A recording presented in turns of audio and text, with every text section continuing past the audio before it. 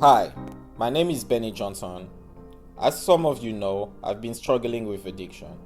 However, I decided to change my life and went into recovery. I started this podcast 90 Days Clean, and I want to take you along in my journey. What does lie ahead of me? Let me be frank, I do not know. Will I ever drink again? I do not know. This is how Stairway to Redemption was born. It is my search for answer in a real-time process of what is going to work for me. It is then my aspiration to help you figure out what's going to work for you. It is our journey together.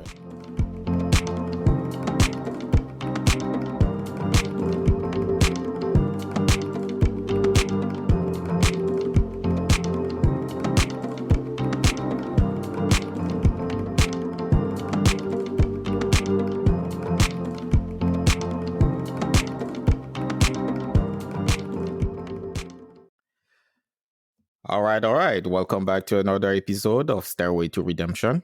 Today, we have a very famous guest in our book. She is a prominent voice in the sober curious community.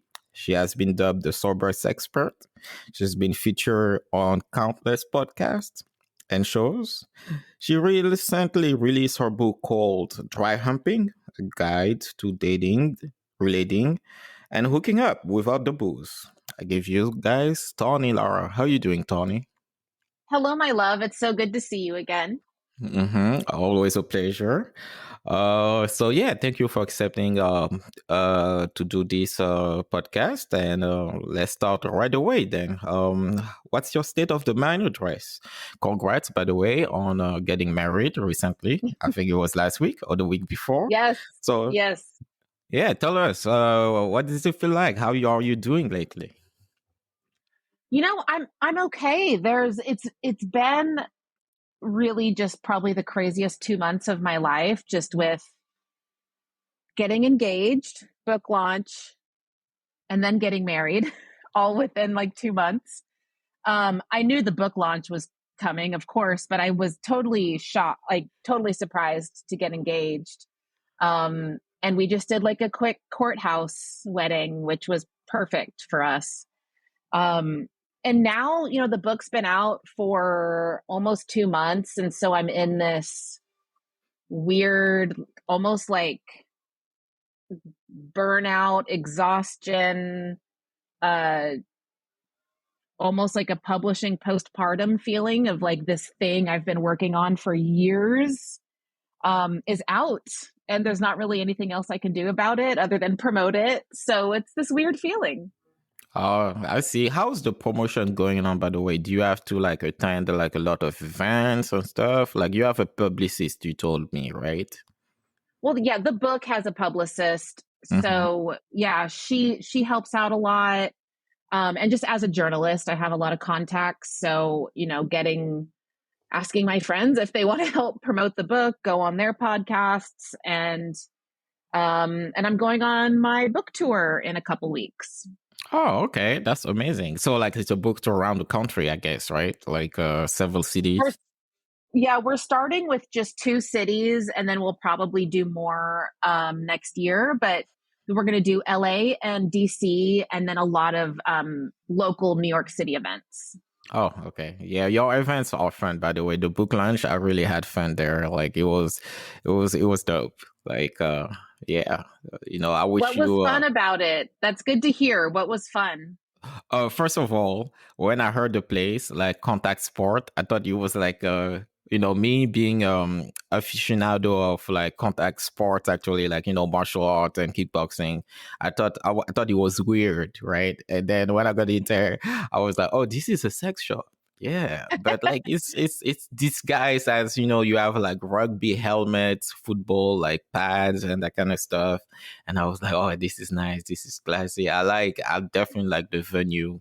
I like that Nick was at the bar with our mutual friend, Sam. That's With awesome. Sam, yeah. Yeah. Your dad was there. Oh man. Like that man, he's so proud of you. Like that was when he asked the question. It was great. Yeah. Like, yeah. Yeah, Uh, he's great. He's great. My dad's also in recovery, so that that's a language that we both speak, and mhm. having him there meant so much to me. Yeah. Overall, it was a great event, and you dropped the cake of leaving the. I did. It was the cake. So there's this unofficial tradition where a lot of authors will get a cake Mm-hmm. that is either shaped like they're something from their book cover, or it's just like the image of their book cover. Um, so I got a big old cake with my book cover on it, and most of it was eaten, thankfully, by the Mm-hmm. time I dropped it at the end of the night. But yeah, it happens. It happens. Let's say like it was a good luck thing, right? Like a good omen. Exactly. Yeah. I like that. That's a good reframe. Yeah.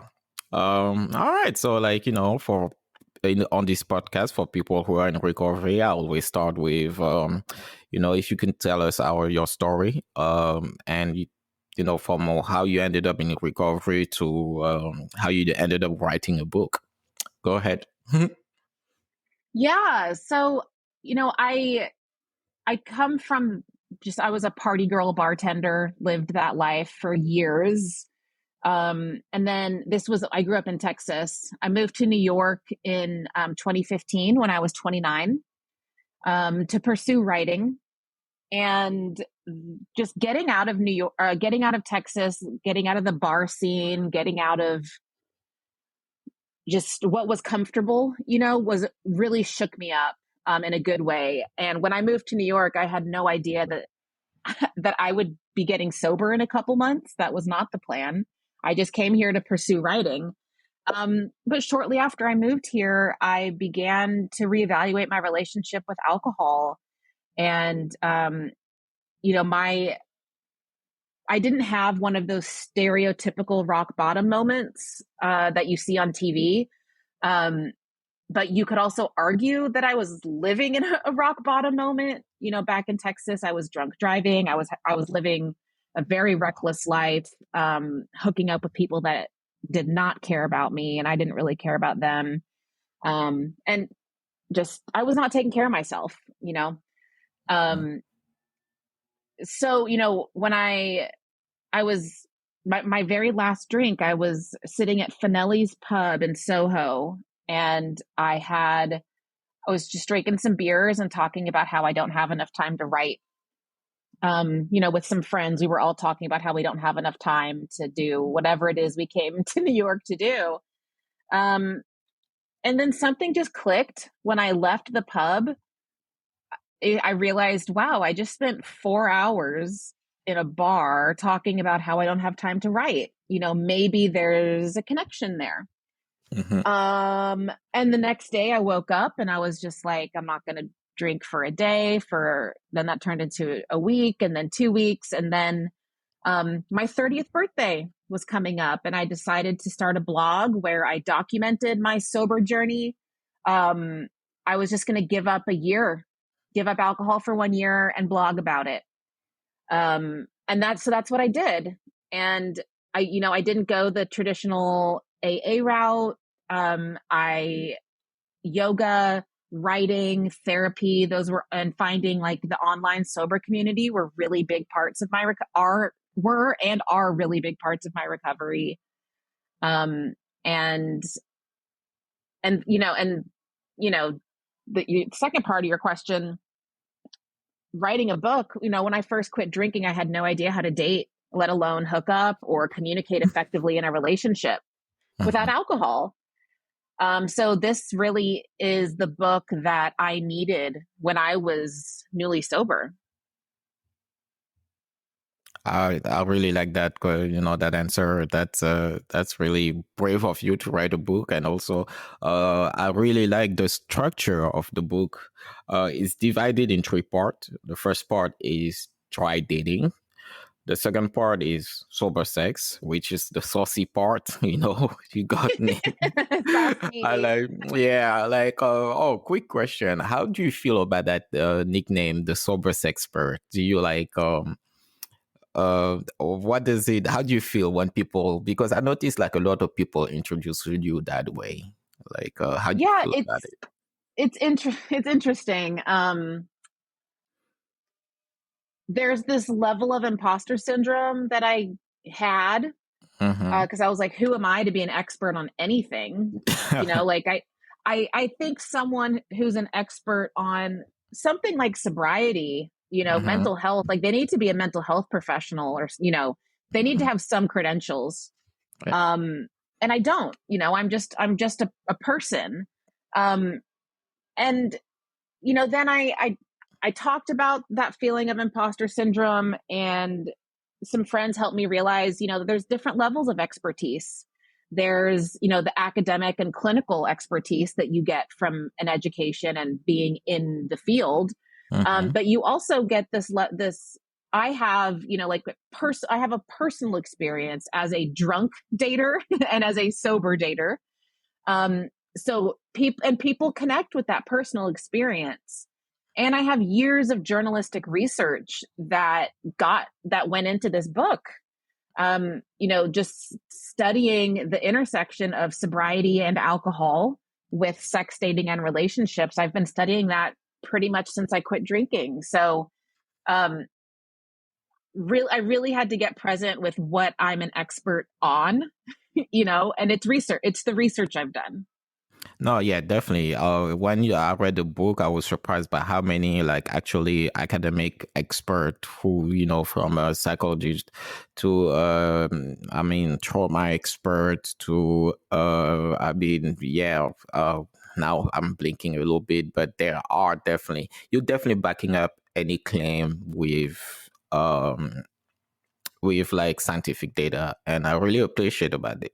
It's not, it's it's well balanced between personal experience and actually scientific data. So, it's not like a scientific book that will be heavy on the technicality of like serotonin and dopamine. And because, I mean, those are great, but I don't want to downplay it, but any expert can call, the serotonin, the dopamine, the level. Yeah, Yeah. it's not that interesting. Like, like the dynamic of people relation and like, that's definitely more interesting for me, at least in my opinion. But like I said, your book is divided in three parts. The dry dating, dry humping is the title. Dry dating is the first part. Sober sex is the second part, and undrunk love is the last part, which is like sober, being sober in relationship. Let's start with the first part. You mentioned the importance of dating yourself, knowing yourself. That's actually the first very chapter, you know, um, and knowing yourself. But I notice, I mean, it's no secret that we are social creatures. And some of us humans are unfortunately ready to compromise who they are in their core in order to belong. How does one date themselves and also how to say it, doesn't fall to the peer pressure or wanting to belong? Yeah. It's, I mean, dating yourself doesn't necessarily mean being alone. Yeah. Like as you've read the book, a big part of dating yourself is like spending time with people who care about you, spend time with your friends, spend time with your family, spend time at the gym. So, spend time at museums, like do these things that fill you creatively, intellectually, socially. Doing all of these things will help you Mm-hmm. develop what I call intrinsic courage. So you no longer have to rely on liquid courage when you're on a date, when you're trying to feel more confident in the bedroom, or trying to have a conversation with your partner. And the whole idea of dating yourself is, it's not a new concept. Any dating book will tell you will tell you can't find love unless you fall in love with yourself. Self, Like yeah. it's a cliche for a reason. Mm-hmm. It's true. Like it's true. I call it dating yourself because I think that's maybe more of an approachable way to look at it, where you deserve to date yourself. You deserve to like light the candles and take yourself out to a nice dinner or go to a nice restaurant with a friend. Like you don't have we reserve these things for when we're in romantic relationships, and you don't have to. You Yeah. can treat yourself, you can just really spend time with the people who love you and care about you. For me, a big part of dating myself was taking classes and studying, and that I found that like taking writing classes, studying Spanish helped me develop that real confidence that I'm talking about, because I'm learning and learning new things. Becoming a smarter person just helps me feel more confident. So I found myself more confident on dates because I was filling my own cup first. Yeah, I totally get it. I like the fact that you said it doesn't have to be you don't have to be alone to date yourself. I guess when I asked the question, I was a little bit thinking about myself because I don't know if you're familiar with the attachment style, like, anxious Yeah. over, yeah. So just for the audience, the different attachment style are like style of attachment in relationships. And you have the anxious type who are the codependent, the avoidant who are like, people who are like self-sufficient, don't really talk about emotion. Disorganized, which is a mix of both, and the secure one who are like the well-balanced one that what everybody should aspire to be, I guess. Me being from more of the avoidant side, I guess I kind of projected a little bit saying, but like, I like being on my own, and you know I I like to say that a lot, but I don't like people. I like individuals. Like, so there are like some group Mhm. activities that I'm not very comfortable with. But like what you said definitely makes sense. Like to date yourself, I don't have to be alone. I'm comfortable alone, maybe too comfortable alone. But we're gonna get back to it to later in the third part of your book. I have a question for that. But I wanted to say that once you're comfortable, let's say dating yourself or um you talk about trauma bonding, making sure that you don't bond Mhm. to somebody because you went to the same trenches of life, or you both recovery addict or recovery alcoholic. How do you tell if you genuinely liking a person for who they are, or you are trauma bonding? Such a good question. And the reason that I bring that up in my book is because I talk about how I met my now husband in an AA meeting. Yeah. I didn't go to a lot of AA meetings, but the one the one I went to, I found my person. Um, uh but I bring trauma bond into that conversation because a support group is really not an ideal way to meet someone. yes. Because you go to a support group to find community, safety, a way to be seen, find like-minded people. It's a safe space to go where you can talk about all the stuff outside that is really difficult to deal with. And when you when you date someone who is in that safe space, it can really get messy. So even though I met my partner in a support group, I really don't recommend it. Um, the reason it worked for Nick and I is because we each had 3 years of recovery before we met, you know? Okay. Yeah. So we had already worked through a great deal of why we were self-medicating with alcohol.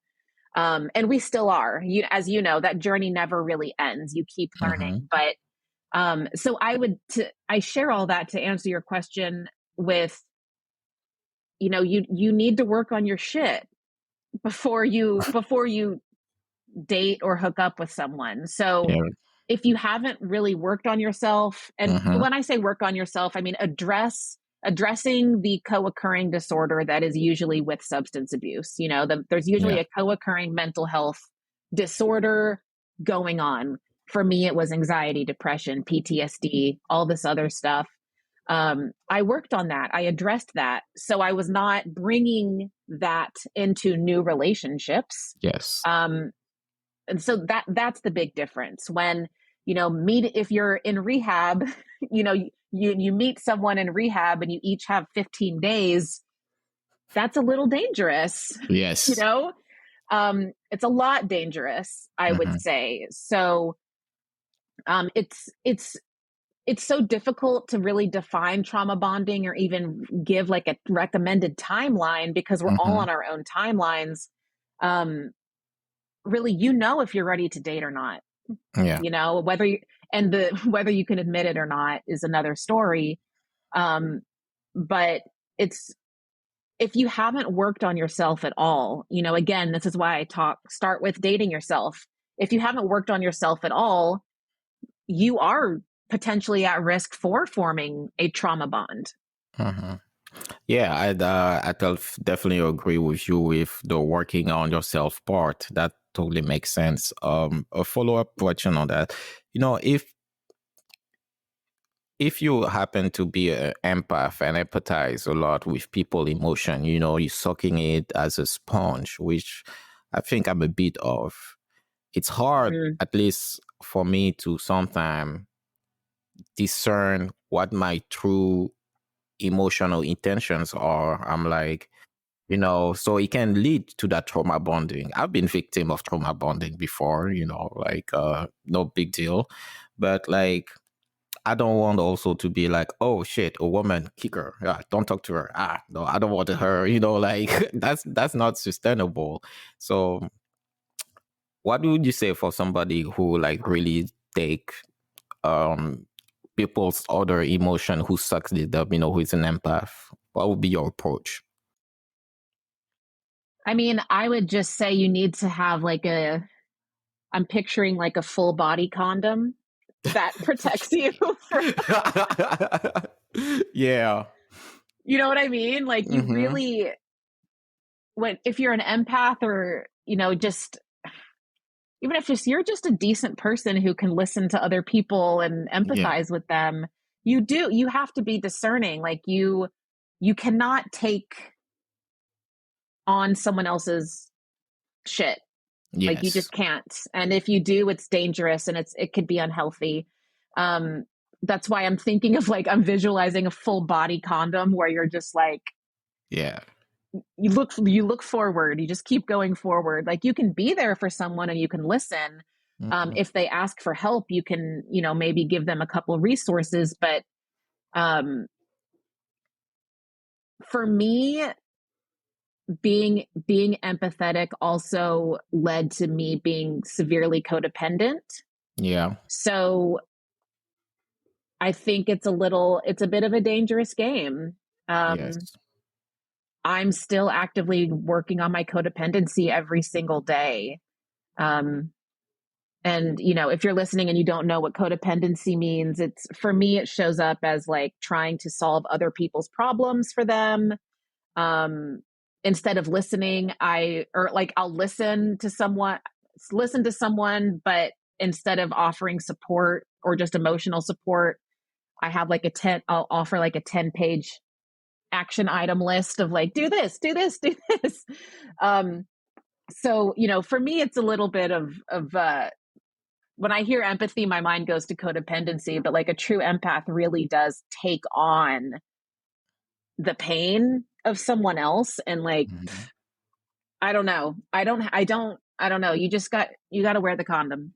I know the emotional condom, like to You keep got to wear your respecting. emotional Yeah, condom. that's too funny. Oh man, let's move on. So, what are healthy ways to plan sober activities? While avoiding alcohol and drugs. Like, there's that list that came out in social media recently of places. I don't know if you're aware of it. Places like there are bad first dates and even coffee shops wearing it and shit. Oh man, so what's your go-to for like a sober date? Yeah, this is a great question. There's actually, Mm-hmm. as you know, there's a whole chapter in my book about sober date ideas. It's full of sober date ideas. Um, and it's divided into where you are in your relationship. So if you're newly sober, or I'm sorry, if you're like newly dating, you know, like you're going on like the first, second, or third date, here's a bunch of ideas. Then if you're, you know, you met someone and it's going really well and you're a little more comfortable, here's some ideas. And then you've been with someone for 10 years and you're committed. How do you keep things interesting? You know, there's that list too. But I, you know, my answer is actually the way that you asked the question. You asked about sober activities. My answer is activities. You know, drinking is not an activity. Going to the bar and having a drink is not an activity. Going to the coffee shop is not an activity. So I would recommend anything that's an experience. So go to the zoo, go to the botanical garden, go to a museum, go experience, you know, live theater, because for many reasons, it takes the pressure off of the date. Dating's awkward. Like, let's just be real. Dating is fucking awkward. So, and it's even more awkward when you're just staring at each other over your lattes. So the reason that I give all of these movement-based dates are, it really is to get your body moving. Moving your body, you're going to get rid of some of those anxious jitters. Like, that's just going to help you. Moving around can help. But also you're observing something external. You're observing something outside of yourself and the person you're getting to know. So for example, like you're at a museum, you see a beautiful piece of artwork. You talk about this beautiful piece of artwork with this person that you're interested in. That gives you something to talk about that's about the present moment. You're not talking about where you grew up or what brought you to wherever you live now or what you do for a living. You're really present with that person. And I mean, it's, you know, everyone knows like the perfect antidote to anxiety is being present. So finding these activities, go bowling, play golf, just go do something. That's my recommendation. What about kickboxing? Taking your date to a kickboxing class? I'm talking for myself right now. Yeah. Okay. Cool. I'm gonna do that. That date is. I endorse that date, Benny.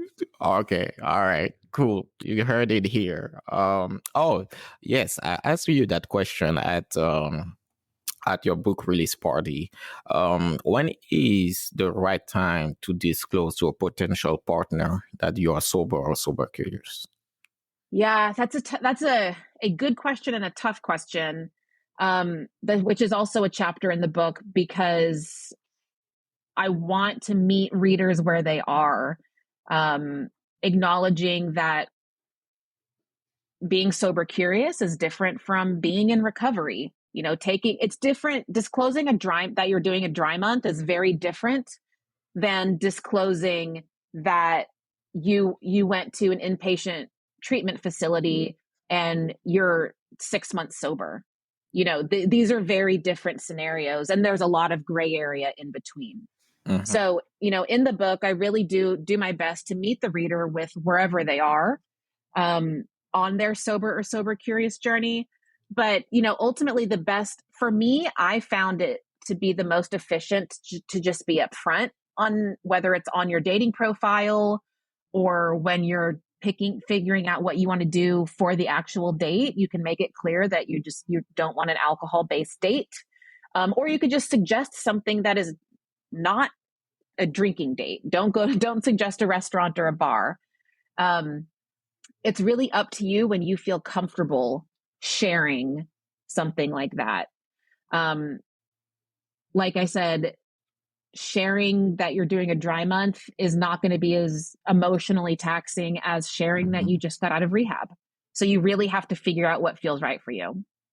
Okay, that's definitely, you know, you even did elaborate more this time on that, and I really like the fact that you are trying to meet your readers where they are, because some people might not be comfortable yet with sharing, you know, because it's a very personal journey. I guess you and I, since we talk publicly about it, we feel differently about it. in the same vein, same style of questions, um how do you determine if that potential partner is genuinely accepting your sobriety or pretending to be? Yeah, good. I love that. I give some sample conversations in the book of like how to disclose Mm-hmm. whether you're sober or sober curious, and also some maybe some possible red flags to look out for. But I will say anyone who is supportive of you're not drinking, which is like, it's so silly to have to even say that, right? Like we should all be supportive of wherever people are on their journey. Yes. But unfortunately, that's just not how it is. So, um, let's see. Ask the question again. So how would you determine or find out if a potential partner is really accepting of your sobriety or they're pretending Or if to they're be? pretending. Yeah. Yeah. So if someone is not accepting, they might call you out. Mm-hmm. Um, they might tempt you with alcohol. They might be like, "Are you sure you can't just have one?" Um, they all at the end of the day, they're not respecting you, right? Mm-hmm. But Totally. someone who is supportive, will, they'll ask if it's okay to ask you questions about your sobriety. They'll make sure that if they're picking the date, they'll make sure that they pick a place that has non-alcoholic drinks or something that's not even a date that's not even alcohol based at all. Yeah. They'll be genuinely interested in you, instead of trying to give you shit for not drinking. That's Yeah. how you know. Yeah, that's how you know. And also, I mean, that's my theory on it, but I guess there are some cases where a person being sober or sober curious triggers a self-evaluation in the other person who, if they feel, Exactly. concerned, or they wonder their own, they question their own relationship with alcohol and drugs. They don't want to see the other go through it because they can have to face their own, their own deal. So maybe that's, yeah. Exactly. I mean, anyone who is not supportive of you being sober or sober curious is usually, like you just said, it, finding out that you're sober might be triggering for them because they know that they need to reevaluate their relationship with alcohol. It's very rarely about you. It's usually Mm-hmm. about them. And we're talking about dates right now, but Yes. say it applies to friendships, family, coworkers. Like being sober can be having a sober friend, or meeting Mm-hmm. someone who's sober when you are still drinking but wanting to drink less. It can be confronting and it can be uncomfortable. So, like I said, if they're not supportive, it's very rarely about you. It says more about them. Yes, indeed. Yeah, I agree with that. Okay, let's attack the second part, the saucy part, like we say, the sober sex. The Saucy. saucy. Now on sober sex, when you you said in your book that like actually sex under the influence is numbing, and we are actually missing out on some pleasure. Could you expand on that, like the scientific part of it? Yeah, absolutely. So, let's say you take a couple shots of tequila Mm-hmm. before you have sex because you want that liquid courage. You want to be more relaxed in the bedroom. You're really using it to kind of calm your anxiety. Well, the way our bodies work, you're not just calming the anxiety. Like it is quite literally, like it is calming all of your nerve senses, which all of your nerve endings. And that just means that you're not feeling pleasure to the maximum ability that you can feel pleasure. And again, I'm not talking about if you have one glass of wine. I'm talking about drinking to excess, or you relying on alcohol for liquid courage. That's what we're talking about here. So excessive alcohol use can cause impotence. It can cause vaginal dryness. It can cause dryness of the mouth. It can cause bloating. All of these things that are deeply unsexy, which is like antithetical because we think we're using this alcohol to feel better, to feel more better about our bodies, but we're really actually harming our bodies. And we're not. And even if you don't care about your body, because a lot of people don't care about their bodies, you're really hindering your ability to feel maximum pleasure, because the alcohol it's numbing everything. It's not just numbing your inhibitions, it's numbing your body. So yeah. Yeah, I totally agree. I saw the science in your book. It makes sense. But the question is, though, how, for people who rely on liquid courage, like you said, for so long, how do they ease their way back into sober sex? How? Yeah, I mean, this is a tough one, because we all rely on alcohol in the bedroom for different reasons. And earlier, like I mentioned, in early sobriety, I worked on a lot of my own shit to get better, right? To address what I was self-medicating. And one of those was sexual assault, and that's why there's a whole chapter in the book about sexual assault, PTSD, while being sober or sober curious in the bedroom.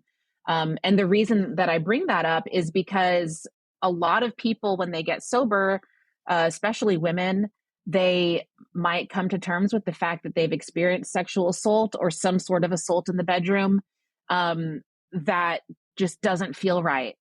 And they're having a really difficult time making peace with it. And alcohol made those feelings a little bit easier to deal with.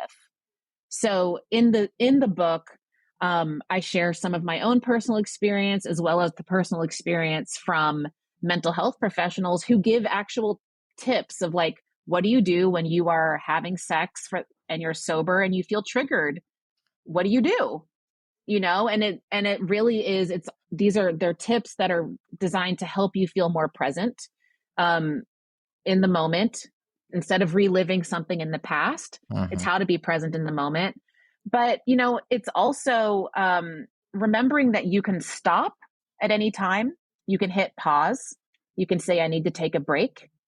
It really is advocating for yourself. If you're like, sober sex can be very overwhelming, difficult, triggering, scary, heavy. I mean, it's a lot, so taking it as slow as you possibly can, letting someone know, hey, this is my first time without alcohol. I need to go slow here, and I might need to take some breaks. And again, if anyone does not respect that and they're trying to push you, they don't deserve to be even near you, let alone to have sex with you. Sex with you, indeed. So it really is like, you have to be really patient and kind with yourself, which is why I highly recommend working with a mental health professional, or at the very least finding a peer support group or an accountability buddy, so you're not dealing with these uncomfortable feelings alone. You have someone to call when you do have something triggering or scary happen, because if you are going at it alone, it can send you right back to the drink.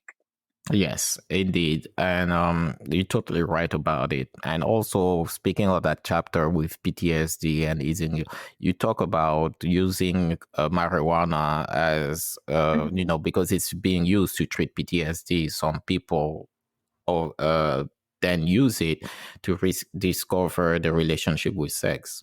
And, in the sober community, especially in people who are like in recovery, the term Cali sober is used. And now you have a kind of tier. People are putting tiers in the sobriety level. Oh, no, they're not really sober because they still smoke weed. But if weed is used in order to treat a PTSD, what's your position on that? How do you not use what's the mental state of a person who doesn't use weed as a replacement but use weed as, to treat the symptom of PTSD or something? Yeah.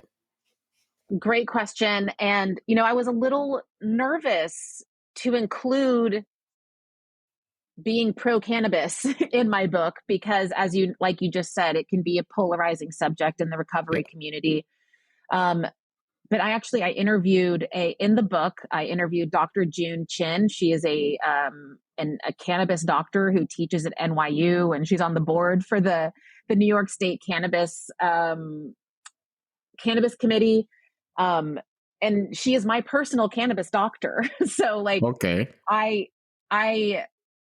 I wanted to interview her because she teaches classes on this. Like there are studies that show that cannabis really can help people with PTSD, anxiety, depression. Like it can help with a lot of things, but for the sake of this conversation, we are talking about PTSD. And I think anyone who thinks that alcohol and cannabis are the same need to do more research about each of those substances. And I will also say there's a significant difference between using alcohol to self-medicate or drink until you black out or get liquid courage. And there's a difference between doing that and using cannabis, even on a smaller level, like on a microdosing level, just to be present, because your anxious mind is so far in the past with your PTSD. Using cannabis using a small amount of cannabis can bring you closer into the present moment. So you actually can engage in sober sex. You can engage in sober dating. You can engage in conversations. And again, this is something that works for me and some of the people that I interviewed for my book. But I don't think that incorporating cannabis into your recovery is for everybody. I don't think anything is for everybody. But I think if you can go about it in a mindful way, it's very, very different than, I mindlessly got shit-faced, but Yeah. I mindfully consume cannabis. Yes. It's very different. Yes. Yeah. Like a good like counselor of mine when I was in outpatient said he asked us the question, what's the difference between an excuse and an explanation? And he said it's intentions. Like, what are your intentions whenever you're trying to smoke? Are you trying to, find a substitute to like your drug of choice, or are you trying to solve something? And I think this is one of these instances here where like intentions need to be clearly identified in order to, to use it first. Yes. Absolutely. And one more on that note, I also want to say that like I'm aware that with the increase in cannabis legalization and more people implementing cannabis into their lives, whether medicinally or socially, I'm very aware that weed has changed tremendously over the years. It's not just the stuff that like your dad was growing in the backyard. Yeah. Weed is really freaking strong these days. And there's so many different ways to consume it. And it's still too new to even know the negative we don't even have science yet to understand what that is doing to us as a society. So there's enough studies that show how damaging alcohol is, and then now that weed is legal in a lot of places, people are drinking less alcohol, but I think a lot of people are also using more cannabis. Yes. So we are in this limbo stage, and if anyone's listening, I don't want the takeaway to be just use weed instead. No, definitely not. Yeah. That is not what Benny and I are saying here. We're talking about mindfulness. We're talking about intention. I like the word, how you use the word intention. And again, alcohol and cannabis are very different substances. And I also know that anything can become addictive. Yes. You can absolutely abuse cannabis, you can abuse Instagram, you can abuse coffee, you could abuse shopping, gambling, sex. There a lot of things in life are addictive. If So I want, anytime I talk about cannabis, I want to be crystal clear that I'm not endorsing it. I'm just saying it isn't, I'm saying it's an option, and more yes. people, I want more people to, in the sober space, to speak on it, Hmm. because I think it really can be helpful. The longer we keep it a secret, I think it's going to remain stigmatized, and that's, didn't we Yes. get sober to avoid stigma? To do, Yep. Indeed. Yep. You're right. Mhm. Um, yeah. So, oh, we're about to reach the end of this interview. So, like, the last question is about the last part of the book, on you know, dating sober in a relationship. Obviously, when you're in the long-term relationship with somebody and you sober, it's not the end goal. You still need to work on yourself, like you said at the beginning of the book. And you have that the part in that chapter called How to Fight. And I really want you to elaborate on it, because how many of us, of people who are in recovery, went back out because they had a fight Yeah. with their partner? So it's very important that I think that you speak on how to fight when when you sober and in a relationship. Go ahead. Yeah, absolutely. I mean, I don't have a statistic at the top of my head, but I do know that relationships are a significant cause of relapse. So it is important that we know how to communicate. We need to know how to go through breakups without alcohol. We need to know how to fight and communicate in a healthy way without relying on liquid courage. That's why I included, there's a chapter about breakups and there's a chapter about healthy fighting, because there's this, another stigma that, like, oh, you're not supposed to fight. If you're really in love, you don't fight. And that's like, no, you should fight. You should absolutely, don't scream at each other. Mm-hmm. Don't disrespect each other, but you need to disagree. Like, it's not that you need to disagree, it's that you're never going to agree on everything. So let's just be honest and talk about it. A very simple, when you do this, I feel this, can go a very long way. Instead of saying, why do you always do this? Ooh, Let the them word know. always. Yeah. No one wants to hear that. Like that, Yes. no one wants to hear that. So, instead of saying, you always or you never, you know, when you do this, I feel this way. That way you're making it about yourself. You're saying this particular behavior impacts me in this negative way. And you're also saying, I love, it, with you approaching that person in a respectful way, you're saying, I love you and I want to do this with you. Let's find a way to compromise and meet each other where we are, as opposed to either having these breakdown, drag down fights, or pretending that everything's fine and sweeping stuff under the rug. You have to communicate, you have to talk.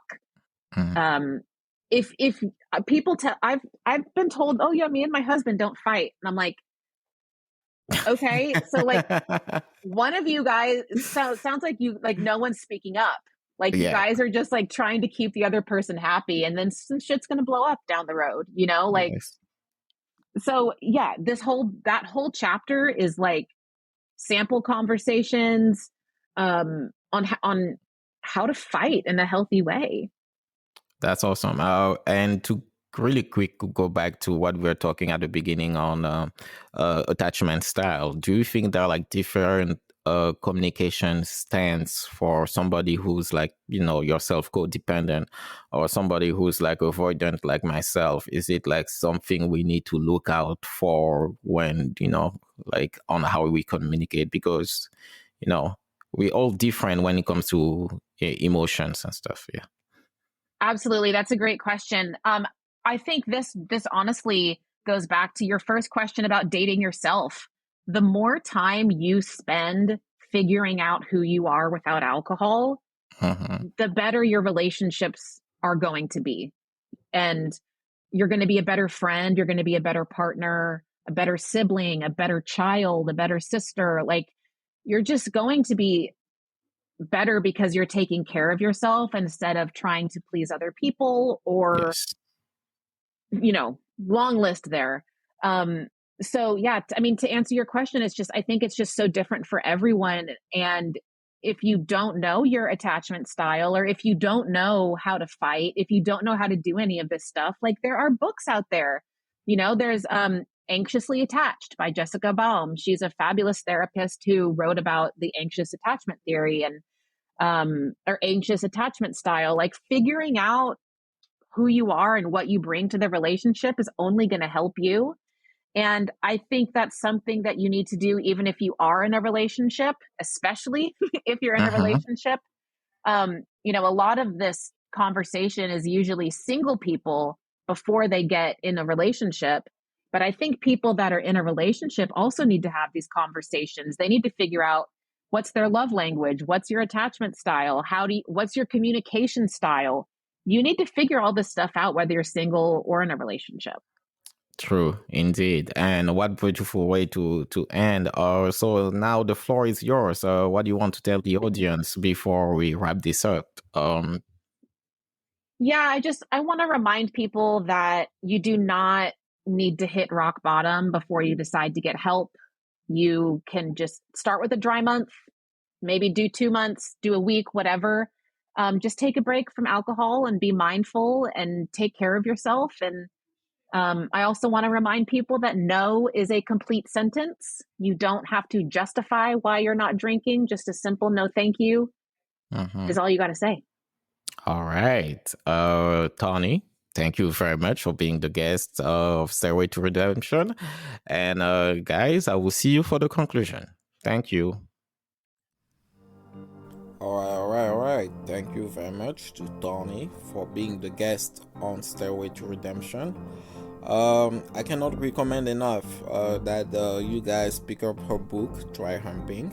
I'm gonna add the link to the in the description of this episode. Yeah, that was a very great read. Yeah, also shout out to a dear friend of mine, Anthony, who joined the Patreon. So this is a thing I'm gonna do now, give shout outs in the credits to those who joined the Patreon. Yeah, guys, it's always a pleasure to have you guys support the podcast via Patreon, and I hope that a lot of you will follow. Last week episode, the intervention is very successful. I thank you guys, all of you who listened to it. It's definitely the most international episode. I bet it's because of Tomo, but yeah, guys. All right. Enough of me. I will see you guys next week. Bye.